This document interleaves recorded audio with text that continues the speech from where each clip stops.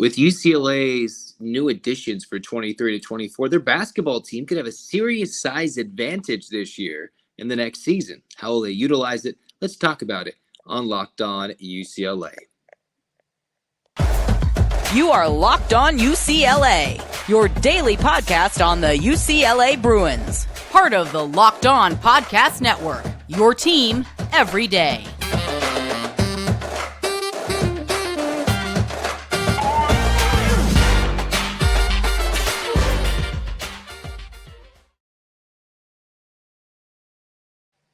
Welcome back. It's Locked On UCLA. I'm your host, Zach Anderson-Yoxsimer. Thanks for tuning into this episode of the Locked On UCLA podcast. I'm not sure if the intro actually played or did not, but for whatever reason, it's having some issues. So we'll just pretend like it played and see what happens there. Thanks for becoming an everyday listener to the Locked On UCLA podcast, football, basketball, and everything in between. And thanks for making this your first listen. Hit the YouTube subscribe button to hit the subscribe button on the audio platform. It is well appreciated. This episode is brought to you by FanDuel Sportsbook, the official sportsbook of Locked On. Make every moment more by visiting FanDuel.com/LockedOn today to get started. We're going to get started with the likes of UCLA basketball because, hey, I was looking at these youngsters that they're bringing in. Of course, the stories, the overseas recruiting, the European swing as opposed to the in-states recruiting for UCLA in 23 now into 24. And while the Dante Moore situation is still a developing situation with him attempting to leave his current team and eventually become a Bruin, for now, they've still got Ilan Fibaracci, you've got Jan Vide, Brandon Williams, Devin Williams, Sebastian Mack. You've got so much international flavor. You've got a lot of youth. You've got a lot of gelling and a lot of newcomers all coming in together in a very overhauled roster for Mick Cronin's squad. So I was kind of wondering, hey, what is the youth going to play a factor into this? And while youth is important, how much will the size be an important factor? Dylan Andrews factors to be a 6'2" starting point guard. You've got Jan Vide, who I try to get more and more information on him as the days go on. And I look at him, 6'6", sometimes listed as 6'7", a combo guard where depending on what website you look at, I was looking at NBA Draft Room, he's a guy that could be, in their minds, a first to second round draft pick in the NBA as a point guard at 6'6". So here the Bruins are with some serious size advantages. Last year, in the season ending for the Bruins, came against Gonzaga, pounding the glass, getting buckets. Drew Timme couldn't miss in March. And now here UCLA is. Even if you don't even factor in Dante Moore into the equation, you've got Adem Bona as the Pac-12 Freshman of the Year coming back one more year. You've got Stefanovic, who could fill in as a 4. You've got Fibaracci. You could have a tall 1 or a tall 2 guard coming in from Vide over from Slovenia, and there's been a lot of praise for Vide. And let's not forget Sebastian Mack, Devin Williams, Brandon Williams. Those were the first 3 commits of this 2030 class, and now that their lineup has continued to evolve over and over the summer from the end of spring, technically not even summer yet, but into the summer months, the Bruins could be a big team. And while I've been teasing a lot about Dante Moore, and until it officially happens, it actually happens, and things could go awry if it falls through, and we've seen that already with the UCLA international recruit, with the Turkish big man from last year. The Bruins can be a big team. And again, I've been drawing comparisons to an Arizona, heck, even a Purdue from a couple years ago when they had Zach Gideon. I forget who was on the other side of him, but Purdue in recent years, Arizona in recent years, those are teams who are top seeds, top 2 seeds. And yes, ironically enough, those were 2 teams who dropped in the first round as a 1, as a 2, right? But you can still be extremely successful utilizing your big men. And the Bruins could have 2 big men, but we can push more off to the side for now. Take a look at Tiger Campbell, right? You had a little undersized point guard. Now you get a little uptick in size. And while Andrews doesn't have the veteran composure yet, I'm not going to say anything truly good or bad about that, but there's something about Campbell having started practically every single minute of games these last 4 seasons since coming off the ACL injury in what was his true freshman campaign, even before Mick Cronin. Andrews comes in. Then you've got Vide, who could be a backup point guard, get some minutes for him, 6'6".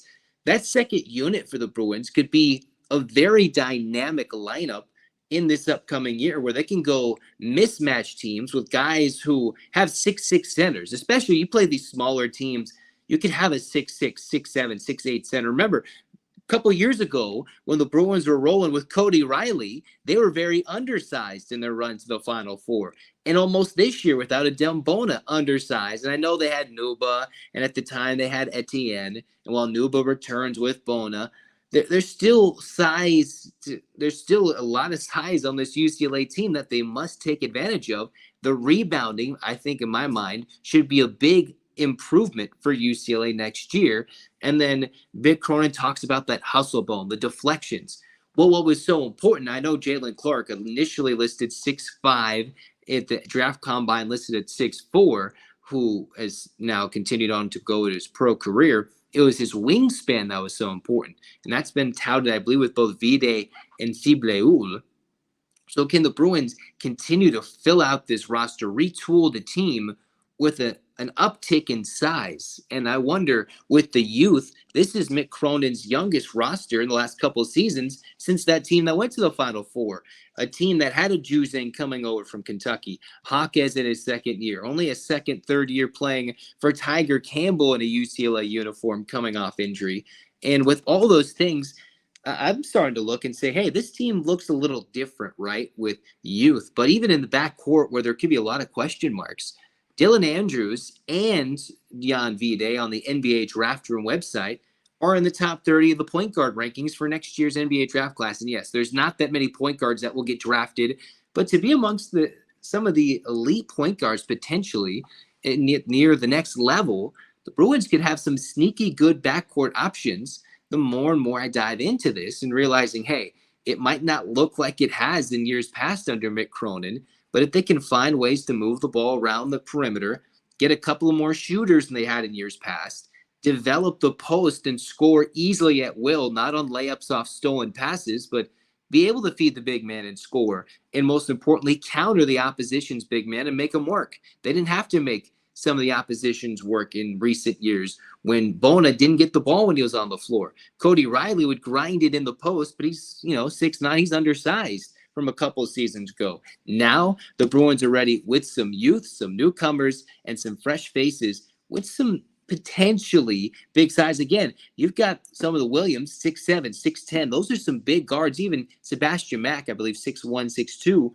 Those are guys who are coming in, and the Bruins are trying to get bigger and better, faster, more athletic to play that Mick Cronin intense defense while also helping getting some more advantage offensively, which we hope they use this year. All that and more we'll discuss as the weeks roll on and the days fly by. We're going to tell you more about FanDuel because, hey, FanDuel Sportsbook is the number one sportsbook in America. So why not become a part of the number one sportsbook in America? Hey, well, as we've been telling you more and more about FanDuel, you want to join FanDuel because if you're a new customer, a no-sweat first bet up to $2,500 back in bonus bets if your first bet doesn't win. It's no better place to secure all the betting action in the playoffs for America's number one sportsbook. FanDuel.com/LockedOn. Again, that's FanDuel.com/LockedOn. They're the official sports betting partner of the NBA and partners with us here at Locked On. Cruising on into segment 2 of Locked On UCLA. Did the Big Ten Conference get it right? I look more and more. I've been seeing different pieces written and ideas. I flipped between the CBS Sports, ESPN, Sports Illustrated, and one article that really caught my attention was Pat Ford. It was written a couple of days ago when the opponents /scheduling came out. Again, we don't have the dates for those games for UCLA as they move to the Big Ten. We just know who they're playing in conference and where. Scheduling those trips will become important in a few weeks, months, year, whenever they release the schedule. But what Pat Ford was talking about, and something I didn't even realize, is yes, the Bruins, they're going to have to fly. That's been overly stated.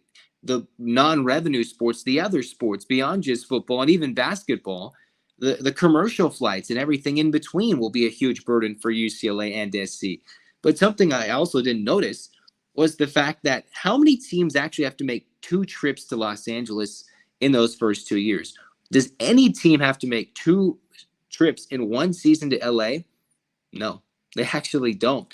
And I wonder, the Big Ten said, hey, we're going to help out our schools. We're going to keep our rivalries. UCLA SC, that's a given when using this Flex Protect Plus. They tried, I believe, to help the Bruins and the Trojans out a little bit when it came to those first 2 years, those two plays, right, where UCLA gets to play Nebraska a couple of times those first two seasons, those protected rivalries, the divisionless conference championship game, which UCLA and SC have already a part of 2 years now running in the Pac-12 in 2022 and now in 2023. So they'll be used to weird tie-breaking rules and funky different things heading into the Big Ten. But do the Big Ten get it right? At some point, everybody's chasing after the big money side and looking to get more and more money. The media deal, which the Big Ten, we talked about this a long time ago on Locked On UCLA, but the Big Ten did what they needed to do. UCLA and SC saw a grand opportunity. The other members of the conference, now 16 deep, said, hey, we're going to make this happen. And everybody went after the dollar sign. And the Pac-12, which has been seemingly crumbling ever since the last decade, where they couldn't secure a deal that got them on a channel that was visible to across the country. And despite all the geographic senses, all the geographic things that make sense for UCLA and SC to stay on the West Coast and not fly 2 and 3 time zones away almost every other weekend, if not twice a week, every other week, it makes more sense to stay. But all these things will be changing in near trips. So while the Big Ten, I think, did a really good job making the schedule happen. I know there's the 5 and 4 model. They're not going like the SEC and playing 8 conference games. If they did, I think UCLA and SC would be at a significantly better state because they wouldn't go far across the country. Let's not forget, SC has to go play Notre Dame every other year and fly even further and further with conference games and non-conference games. So the Bruins, remember, they got Hawaii, LSU, and all those crazy Big Ten trips coming up, going to the Big House in about a year and a half, right? You've got so many different things, and now the long trips will add up. And what Pat Ford brought up in this article was the academic side, mental health. How will these players stay healthy? And I've been able to be a part of a broadcast team that traveled and sees the Hawaii team, which travels so often from the mainland back to the islands and back and forth. And sometimes they just take travel losses. That's just the nature of the business. In football, it's a little different. You get a charter flight, you build, you have so much nutritional value and intake, especially at the Power 5 FBS level. I think the Bruins will be fine moving into the Big Ten, despite travel being something new. Chip Kelly focuses so much on the nutritional side of things, the conditioning, the recovery. I believe UCLA Football has a new YouTube page I'm not entirely sure about, but I think they were talking about their conditioning. They will be ready. I think they'll be ready in terms of having their players. It might take a year or two down the line. That first-year schedule didn't do the Bruins any favors. The second-year schedule, I think, despite being road heavy in conference, will be easing up. I've had this point down the last couple of days. We'll just see how it all plays out. It'll be an interesting time. While we'll have fun from September to December in college football season, you'll just see how it wears on the other athletes throughout the other sports. But in the Big Ten, for now, they made sure all the other teams didn't have to come to the West Coast as much, but the Bruins and Trojans, while having to pay the price, get a lot of money to go fly out to Indiana, to Illinois, to Penn State. And while that's not necessarily here and now, they're going to build those schedules in years to come. That's the reality of the situation come, I believe, July of 2024. It's coming sooner than you think, but the Bruins are building and building for that moment. How are they building for it? Well, I'll tell you in a moment on Locked On UCLA about their football recruiting in 2024. UCLA football with Ken Norton Jr., new defensive coordinator, and Danton Lynn, Chip Kelly are overhauling different spots on the roster where previous regimes, like the former linebacking coach in Dan Pelham, whether it be Chip Kelly looking to build the offensive line, going from the Pac-12, needing to be a little more agile and quick, now to the Big Ten, where you have to be strong and able to handle those cold winters from day in and day out, whether you're playing those late Big Ten games. But Bruins got another commit that I haven't talked about just yet, another linebacker. Blake Fibaracci, if I can say his name correctly.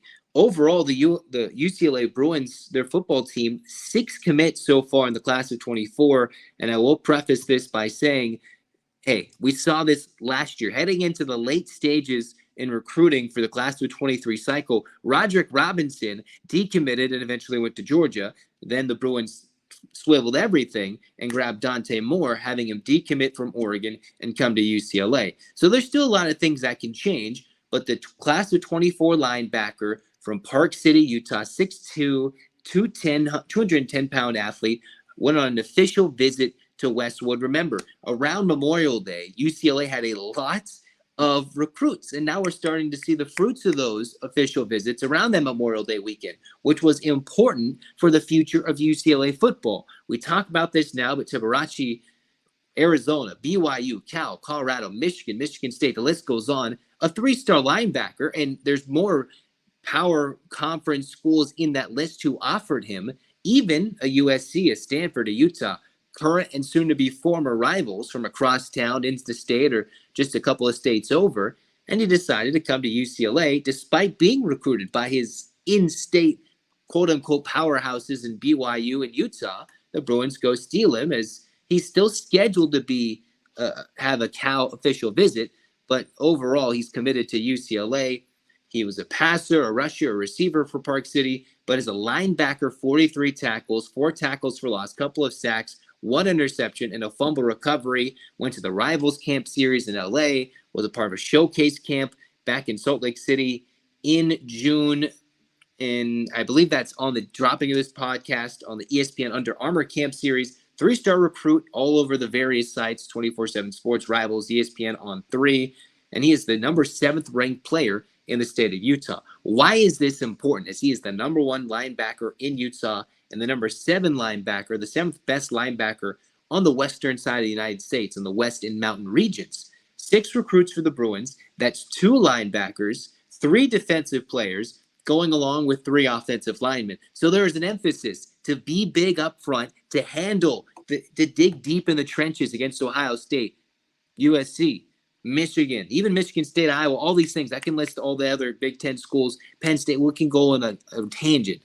But here we are, the Bruins, emphasizing strength, development from the youth, from right here, right now, telling these guys, hey, this is where you need to be by the time you're a Bruin, because this is the type of teams and schools we'll be playing. We'll be playing in front of big atmospheres, nationally televised games, and now the Bruins are doing their best to develop players. Chip Kelly hasn't always gone out and gotten the best right-away players. Those big-name prospects who have been big, they've been big names since they stepped on their high school campuses and are extremely highly touted when they come to college campus. But now they're getting guys who recently, like an Isaiah Patterson, who was one of the top linebackers of the state of Washington, with Ken Norton Jr., are grabbing pieces here and there. Let's not forget Christian Dunbar-Hawkins, a 4-star safety, secondary member. We'll see if he gets shifted to corner, but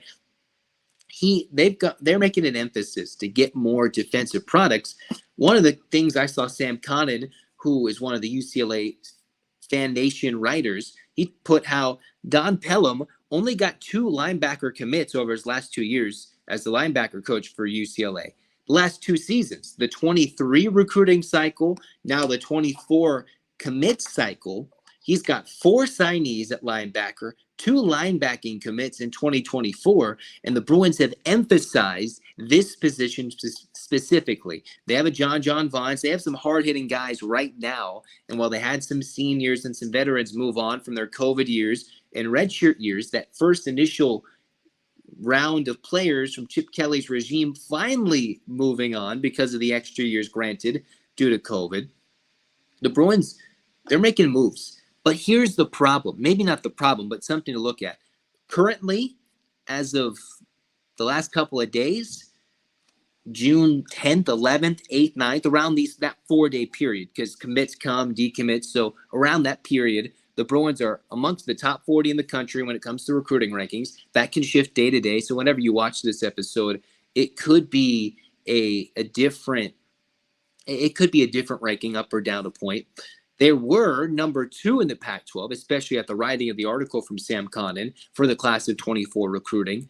But in the Big Ten, They are number 11 out of 16 teams. That is the beast they're dealing with. They're not getting big composite ranking scores. They're not even getting favored heading into Big Ten recruiting. But if Chip Kelly can get the players that he needs to design his offense, just some good defensive players, and have Danton Lane grow the defense these next couple of years with that Chip Kelly extension, maybe in 2024 they might not dominate. They certainly won't in Big Ten.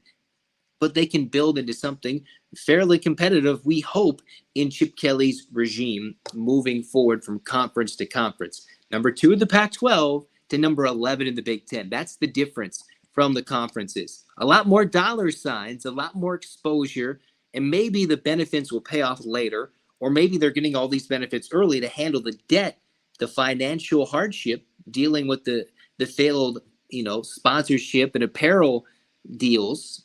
But here they are, offsetting those financial hardships, but they're going to go down in the landscape. They're not falling down in conference, but they're falling down in pegs when it comes down to, you were an iconic university in terms of sports in the Pac-12, and now you're going to go beat and compete these other top-tier universities in a separate region all across the country. How do they do that? They're building slowly but surely. How will it turn out?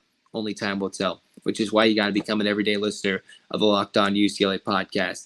We'll see how this Dante Moore situation plays out. We'll talk a little bit more about that. Maybe highlight more UCLA basketball, talk more UCLA football. There's so many things that still need to be decided, and talk everything UCLA and keep you interested. Thanks for listening to Locked On UCLA. Hit that subscribe button on YouTube. Thanks for your support, or download and listen on every podcast platform, Spotify, Apple Podcasts, anything I'm dropping, you can just go look and listen over there. You've been listening to Locked On UCLA. I'm Zach Anderson-Yoxsimer saying so long. Get your hands up, Bruins fans. As always, 8 clap time, baby. And 1, 2, 3, 4, 5, 6, 7, 8. UCLA. UCLA, fight, fight, fight. This has been Locked On UCLA. Go Bruins.